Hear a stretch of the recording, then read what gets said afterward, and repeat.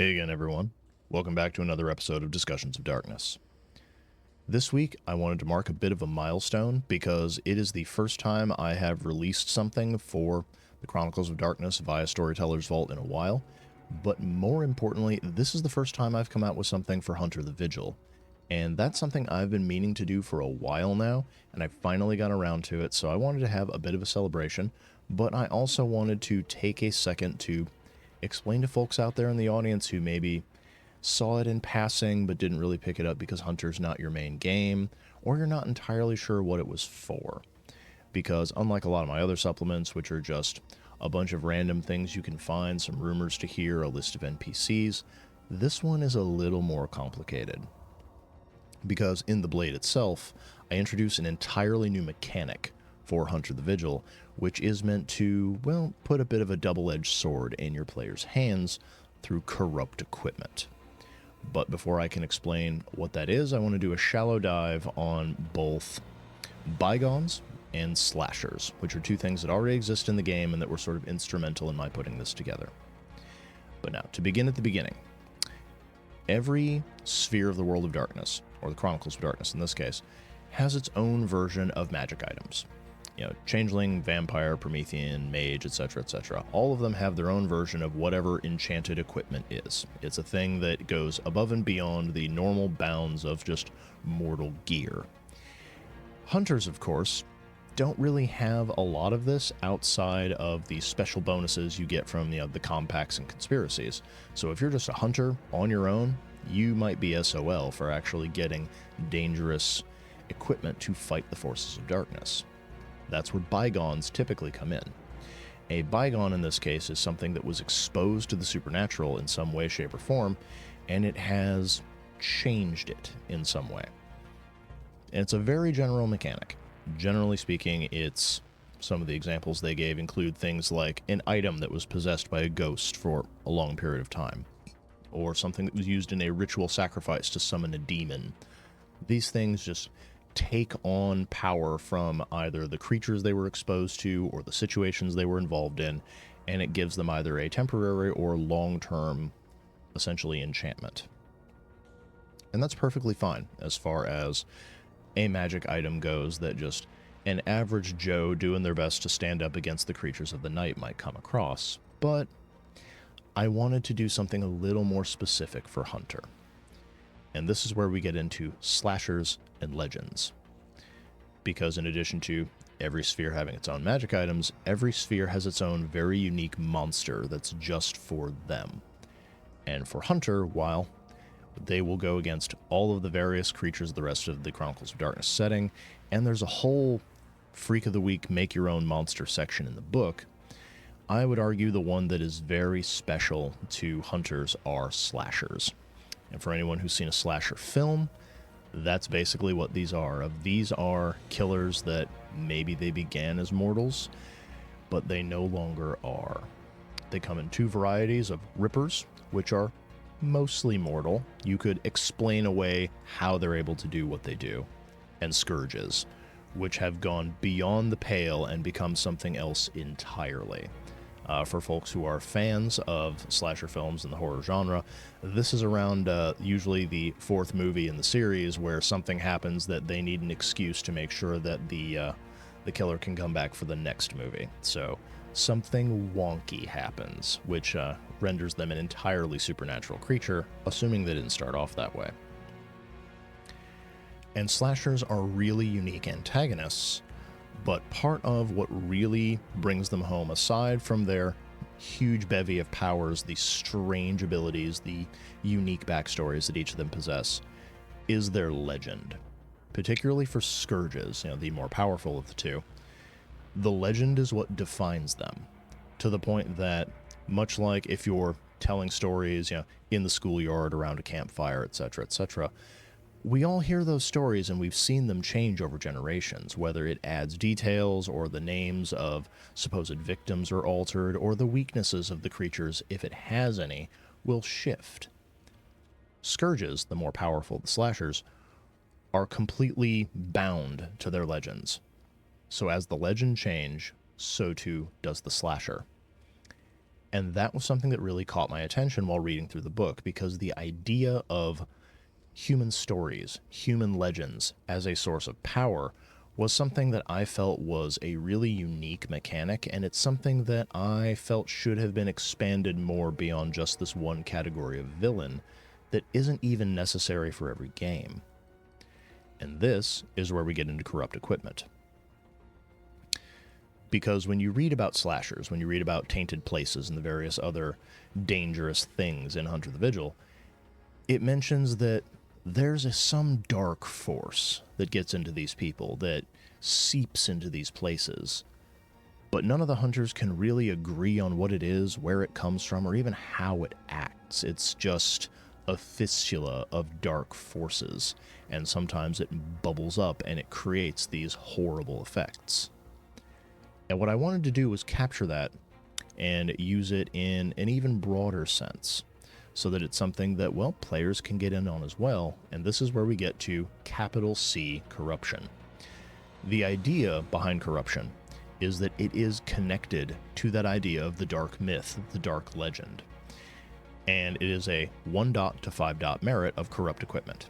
Generally speaking, a 1 dot item is something that people have heard of. Maybe it comes from a place with a reputation.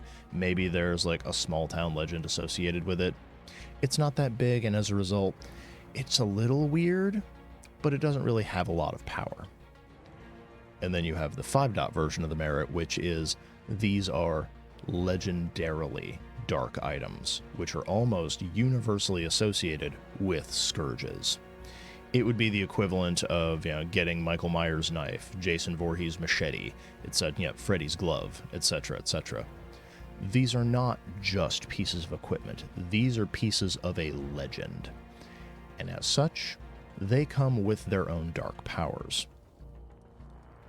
And that scale is meant for players and storytellers to introduce unique items, particularly unique items that have the ability to shift and grow with you, because as the legend grows, especially if your hunters get more infamous, if monsters start telling stories about them, well, that legend's going to grow, and they might find that their signature pieces of equipment are growing and changing with it in some ways to conform to the stories being told. And that's part of what makes corrupt equipment really unique, is you could start with a 1 dot item, and as the story goes and as the game unfolds, it can grow and change with your hunter and the deeds they've performed and the things that have happened. However, the thing with corruption is that it is very much a double-edged sword of, yes, there's a power to it. There is a thing that will help you fight these forces of darkness. But as you gaze into the abyss, so too does the abyss gaze back into you. And because hunters don't have some pool of supernatural power like glamour or blood or whatnot to activate these items, each of them comes with a drawback and a curse. So, smaller items, when you use them, you might temporarily end up with a status effect. You might not get willpower back for a night of sleep, something minor. The more powerful items, these are the sort of things that can lead you to damn yourself in very quick order. As an example, one of my personal favorites, and this is actually one that sort of inspired many of the rest of them, was the Widowmaker. The Widowmaker is a constantly smoldering 6-gun that just feels like it's on the verge of firing. It wants to shoot. The Widowmaker belonged to a scourge known as the Harbinger, and the Harbinger's goal was to wipe darkness from the face of the earth by any means necessary. This gun, in addition to having a whole bunch of unique effects, it never runs out of ammunition, it never jams, it has flaming ammo, a bunch of other fun things just for everyday use. The curse, though, is that those who wield it are essentially bound to it, and that when you die, you don't actually die. You spend one day in hell, and then you are immediately reincarnated in the small ghost town out in the west where the Harbinger's quest began. But in exchange for this new lease on life, it destroys someone important to you. And because of that curse, that inescapable curse, The Widowmaker is usually only used by people who have no one important in their lives and nothing left to lose, because they don't want to risk a mother, a brother, a lover, a child being wiped off the face of the earth because they couldn't hack it in their last battle. And that's the sort of thing that I mean with corrupt equipment, of it should always add its legend to your own. And it's a very flexible mechanic that allows storytellers and players to work together to come up with something unique to the situation, and that is just, well, going to add something to your game, whether it's something you take from an enemy once you've beaten them, whether it's something that you made or that has come with you over time, or if it's just something that, well, you want to throw in there and see what your players do. You know, if you give them a giant red button to push, are they going to? Or are they going to decide, no, that's too much of a risk. We are not willing to delve that deeply into the darkness in order to, well, get one more day, take down one more monster. There are certain lines we won't cross. And I had a lot of fun with this supplement. I have had a little bit of trouble getting the word out about it, and, well, it's one of those things of Hunter is a game that everyone who is a fan of the Chronicles of Darkness knows, but not all of us play, you know, especially because hunters often end up just being the stock antagonists for a lot of our monsters when our players just start getting a little too big for their britches or start thinking, the masquerade doesn't apply to me. I don't need to be that careful with my powers and what I'm doing. But even in that circumstance, this could be a lot of fun as a way for you to challenge your players to put really dangerous tools in the hands of their enemies. And as such, I would absolutely recommend everyone, you know, check it out and give it a look. And if you've already gotten it, leave a review. Tell me what you thought of it, because, as I said, this is my first foray into Hunter, and I would like some feedback. You know, sales numbers only go so far. But with all of that said, I wanted to take a moment to ask everyone out there one additional thing. Because I mentioned this a while back, but for folks who watch the videos and don't read my blog so much, part of the reason I took a year and a half long break from doing anything for Storyteller's Vault is that, well, it's entirely financial based. Because for folks who don't know the arrangement that I have as a writer, typically speaking, what happens is I will get an upfront fee for my word count once that project is turned in, and then once the supplement hits the market, I have a royalty that I get for every sale. The difficulty with community platforms is they make a lot less upfront, and as anyone who's been to the grocery store or the gas pump knows, willingly taking a 50% pay cut in this economy is a tough thing to manage. That said, I do love this setting. I love Storyteller's Vault. I love doing all of these things for folks to use, but I don't want to be making projects that are just going to amuse me. I want to make sure that something folks out there actually want, that you'll read, that you'll use at your tables, and that maybe if I can suffer through the front end, I'll be able to make it on the back end, and then I can just keep putting out more stuff. So I did have a couple of future projects, and I wanted to get everyone's opinion on them as to whether or not any of these are a thing you would be interested in as either a player or as a storyteller, if this is something you would like for your table. But first of all, as sort of a follow-up to the Blade itself, I've considered doing a collection of slashers, just so that folks have a couple of them ready to go. It would probably be one of each category for Rippers and then for Scourges, or if that ended up being too big as word count, I might split that into two separate ones so you have one Ripper collection, one Scourge collection. Another idea that I had sort of on the heels of that is a collection for playing Rippers, just for putting additional rules into play, since I enjoyed doing it so much with corrupt equipment. Because typically once a PC becomes a Ripper, that's when you hand your sheet to the storyteller and you make up somebody new, because you have officially become a monster and are no longer a protagonist. But it might be fun to play the monster that still hunts other monsters, if folks wanted to have a throwdown between slasher villains and the rest of the setting, the Chronicles of Darkness. that's a thing I could sit down with and tinker with and put together something a little more robust for players or storytellers who think that might be fun. Now, stepping slightly outside of Hunter for a moment, I noticed when putting my own campaign together that there's a lot of fighting style merits, but a lot of them feel like they're either missing aspects or that there's certain types of, combat styles that don't exist right now. I would like to do something to fill in those gaps, just putting together an entire collection of fresh fighting style merits to go along with things like Hurt Locker.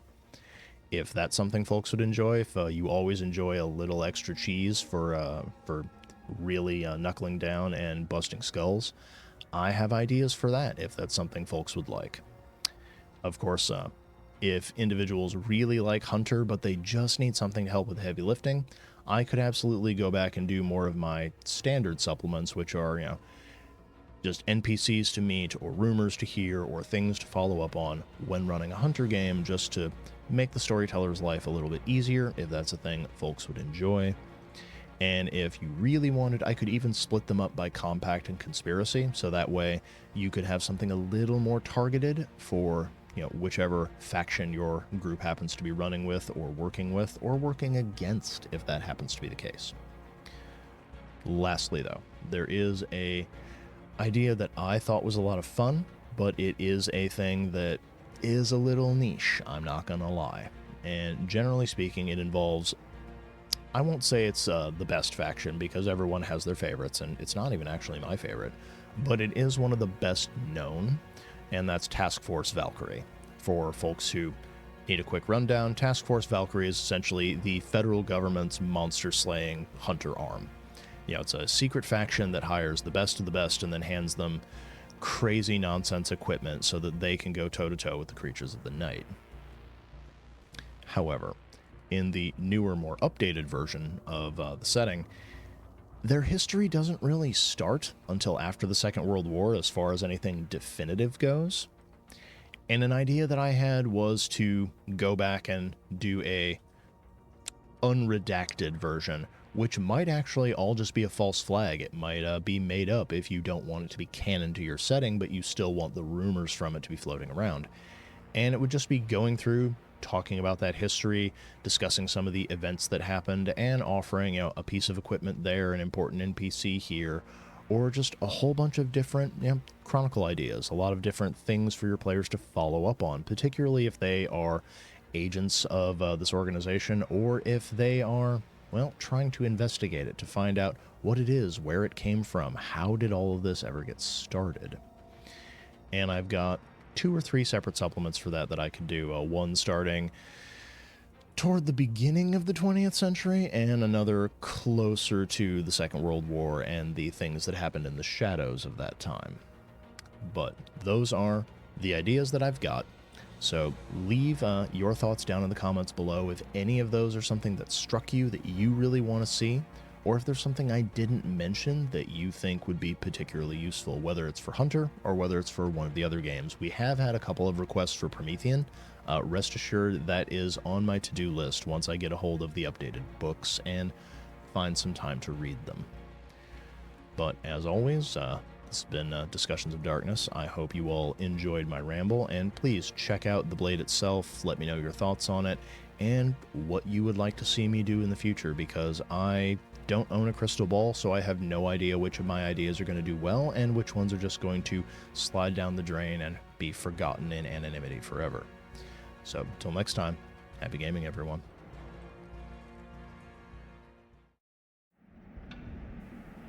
Thank you for staying to the end of this episode of Discussions of Darkness. If you enjoyed it, please consider liking the video and sharing it on your own social media to help boost the signal.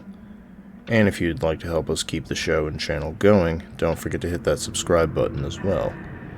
If you have any questions about the topic I covered today, or if you have something you'd like to see covered in a future episode, make sure to leave it in the comments below. Lastly, please check out the link in the video description to browse all of my World and Chronicles of Darkness supplements from Ezekiel Games.